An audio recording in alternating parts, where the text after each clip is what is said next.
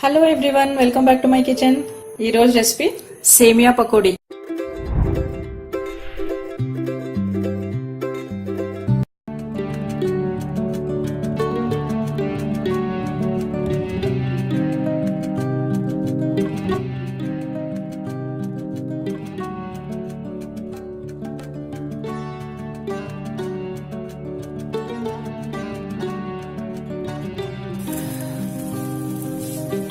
ఈ సేమియాని ఫస్ట్ ఉడికించుకోవాలి.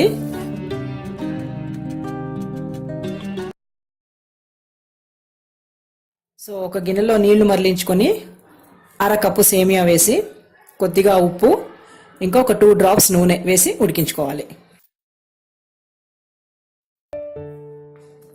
సేమియా ఉడికిపోయింది. ఇప్పుడు స్టవ్ ఆఫ్ చేసేసుకొని ఈ నీళ్ళన్నీ వడపోసేసుకొని పక్కన తీసి పెట్టుకోవాలి.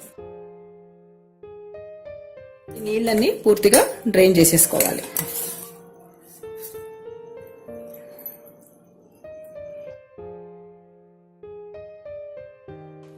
ఉడికించిన సేమియాని ఒక మిక్సింగ్ బౌల్లోకి తీసుకుని కట్ చేసి పెట్టుకున్న ఉల్లిపాయలు ఈ కప్పుకి 1 కప్పు, కొద్దిగా పచ్చిమిరపకాయ ముక్కలు, అల్లం ముక్కలు, అరకప్పు శనగపిండి, 2 టేబుల్ స్పూన్లు బియ్యం పిండి, చాలా కొద్దిగా కార్న్ఫ్లోర్. కార్న్ఫ్లోర్ ఆప్షనల్, వేసుకుంటే చాలా క్రిస్పీగా ఉంటాయి పకోడీలు. కొద్దిగా కారం, కొద్దిగా ఉప్పు. మనం ఆల్రెడీ సేమియా బాయిల్ చేసుకుంటున్నప్పుడు కొద్దిగా ఉప్పు వేసుకున్నాము.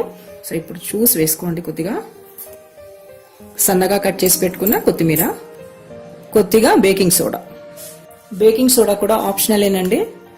ఇక్కడ ఒక పక్క డీప్ ఫ్రైకి నూనె ఆల్రెడీ వేడికి పెట్టాను. ఒకసారి వీటిని బాగా కలుపుకోవాలి.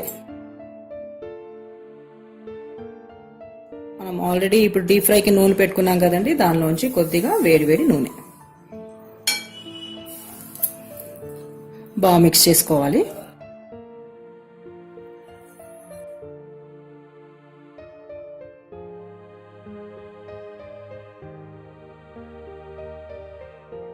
అంతా కలిసిపోయేలాగా బాగా కలుపుకోవాలి.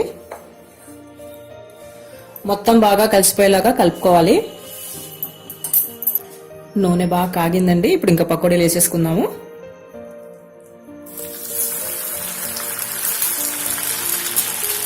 ఇలాగన్నా వేసుకోవచ్చు, అంటే ఊరికే జస్ట్ ఇలాగన్నా వేసుకోవచ్చు, లేదా దీని ఒక చిన్న రౌండ్ బాల్ లాగైనా చేసుకుని వేసుకోవచ్చు.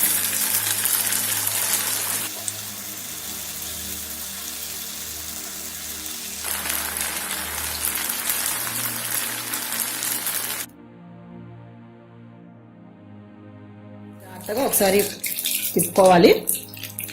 స్టవ్ ఫ్లేమ్ మీడియం కి సిమ్ లో పెట్టుకుని వేయించుకోవాలి.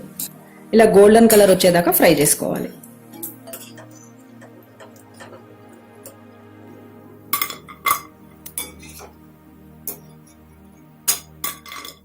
ఇంకో రౌండ్ కూడా వేసేసుకుందాము.